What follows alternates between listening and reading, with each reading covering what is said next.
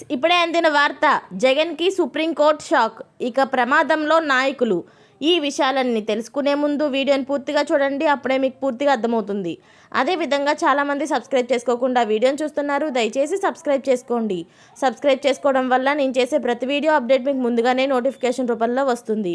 అదేవిధంగా లైక్ చేయడం మర్చిపోతున్నారు. దయచేసి లైక్ చేయండి. లైక్ చేయడం వల్ల ఇటువంటి ఇంపార్టెంట్ ఇన్ఫర్మేషన్ చాలామందికి రీచ్ చేసిన వాళ్ళు అవుతాం. ఇక లేట్ చేయకుండా వీడియోలోకి వెళ్ళిపోదాం.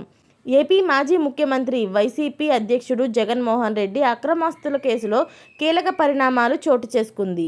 జగన్ అక్రమాస్తుల కేసు విచారణ ప్రారంభించాలని సిబిఐకి సుప్రీంకోర్టు ఆదేశాలు జారీ చేసింది. వీలైనంత త్వరగా విచారణ పూర్తి కావాలని దేశ సర్వోన్నత న్యాయస్థానం స్పష్టం చేసింది. ఈ మేరకు ఇప్పటికే తగిన ఆదేశాలు ఇచ్చామని జస్టిస్ సంజీవ్ ఖన్నా నేతృత్వంలో ధర్మాసనం గుర్తు చేసింది. ప్రస్తుత ఎమ్మెల్యే, మాజీ ఎంపీ రఘురామకృష్ణరాజు గతంలో దాఖలు చేసిన పిటిషన్పై జస్టిస్ సంజీవ్ ఖన్నా నేతృత్వంలో ధర్మాసనం విచారణ చేపట్టింది. తదుపరి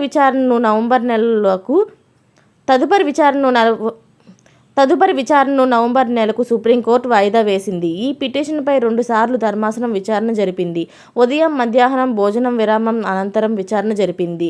సిబిఐ దాఖలు చేసిన అఫిడవిట్లో అంశాలు షాకింగ్గా కనిపిస్తున్నాయని జస్టిస్ సంజీవ్ ఖన్నా వ్యాఖ్యానించారు. సిబిఐ దాఖలు చేసిన అఫిడవిట్లో చేసిన అంశాలు ఆశ్చర్యకరమని అన్నారు. కేసులు ట్రయల్ ప్రారంభం కాకుండా ఇన్ని కేసులు ఎలా ఫైల్ చేశారని జస్టిస్ సంజీవ్ ఖన్నా ప్రశ్నించారు. ఇలాంటి లేటెస్ట్ అప్డేట్స్ అన్నీ మీరు ముందుగానే పొందాలి అనుకుంటే ఛానల్ని సబ్స్క్రైబ్ చేసుకోండి. అలాగే పక్కనే ఉన్న గంట సింబల్ని క్లిక్ చేయడం మర్చిపోకండి. Thanks for watching friends.